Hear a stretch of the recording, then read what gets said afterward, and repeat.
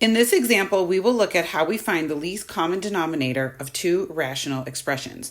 Remember, when you're trying to add or subtract rational expressions, if the denominators are not the same, you need to find the least common denominator. Okay, so we have our expression 8y over y squared minus 16 minus 4 over y squared minus 4y. In order to subtract these expressions, we would first need to find the LCD. Step one is that we should take each denominator and factor it completely. So let's look at one denominator at a time. In the first denominator, I see y squared minus 16. That is a difference of squares, which tells me the factored denominator is y plus 4 times y minus 4. Remember, it would be a conjugate pair. In the second denominator, I see y squared minus 4y. Well, all I can do there is take out the GCF of y. So now I have both denominators factored. Let's just recap. The first denominator was a difference of squares, and that factored to a conjugate pair. In the second denominator, we noticed there was a GCF of y. Now let's look at step 2. Form the product of all the factors from the first denominator. So the first denominator was y squared minus 16, which factored to the conjugate pair y plus 4, y minus 4.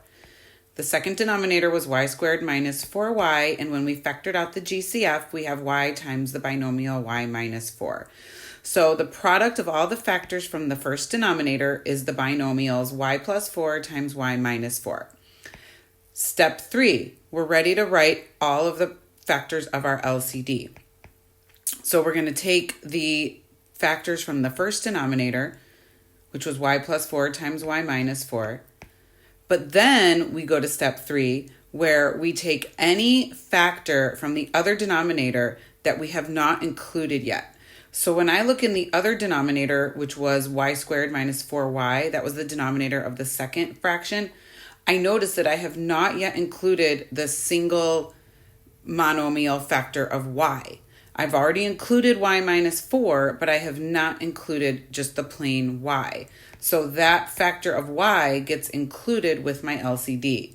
So notice I've already included a y minus 4, but now I have to bring in the factor of y. So the y plus 4 and the y minus 4, those binomial factors come from the first denominator, and then the monomial factor of y comes from the second denominator.